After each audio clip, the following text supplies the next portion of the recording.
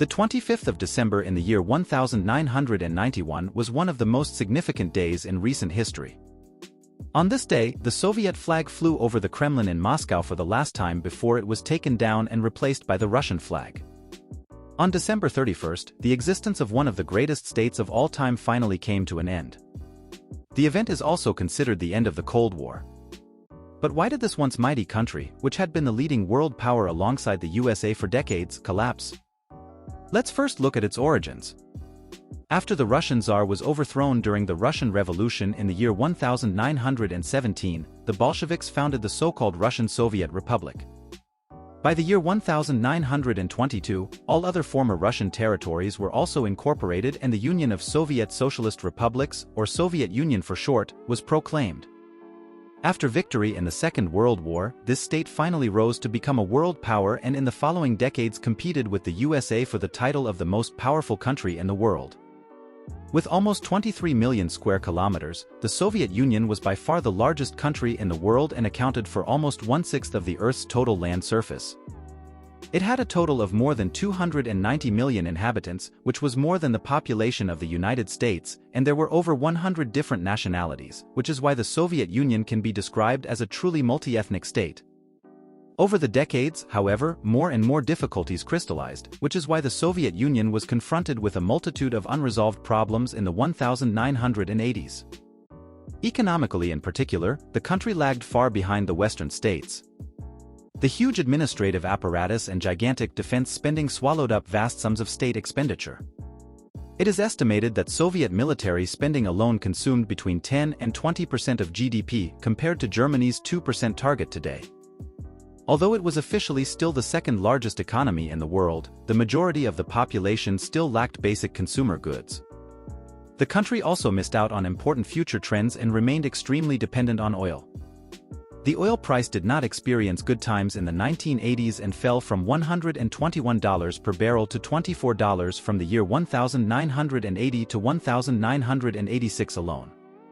This drastically reduced the state's most important source of revenue.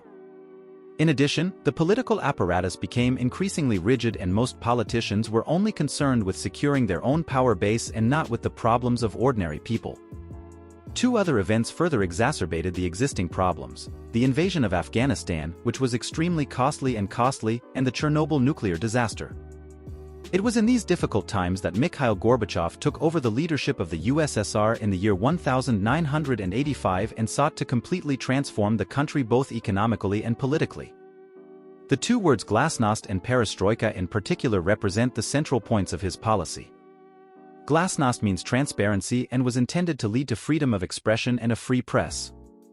Perestroika means restructuring, whereby Gorbachev attempted to comprehensively modernize the socialist economy and society. However, instead of revolutionizing the communist economy and society, the reforms accelerated the decline of the entire system. Glasnost caused the leadership to lose control over public opinion and democratic reform movements broke out across Eastern Europe. Due to perestroika and hasty economic changes, basic foodstuffs became even more expensive and the state was already approaching financial collapse in the year 1989. As a result of all these problems, revolutions finally broke out in several Eastern Bloc countries from the year 1989.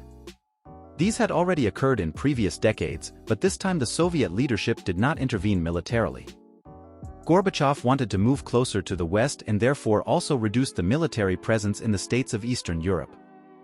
The first revolution of the year 1989 took place in Poland, leading to free elections in the country. In November, the Berlin Wall fell and shortly afterwards the communist government in Czechoslovakia was overthrown. These independence movements increased the pressure on the Soviet leadership and it was only a matter of time before the spark of revolution would spread to the Soviet Union. The first countries to declare their independence in the early 1990s were the three Baltic states of Estonia, Lithuania and Latvia, followed by Georgia and Armenia, and in the months that followed more and more states left the Soviet Union. Although President Gorbachev did everything he could to keep the country together, he was deposed by his own Communist Party and placed under house arrest.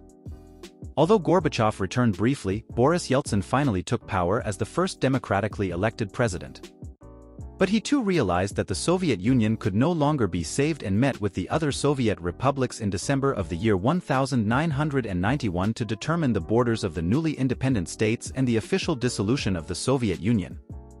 So the dissolution of the USSR was largely peaceful and Russia was established as the successor state to the Soviet Union.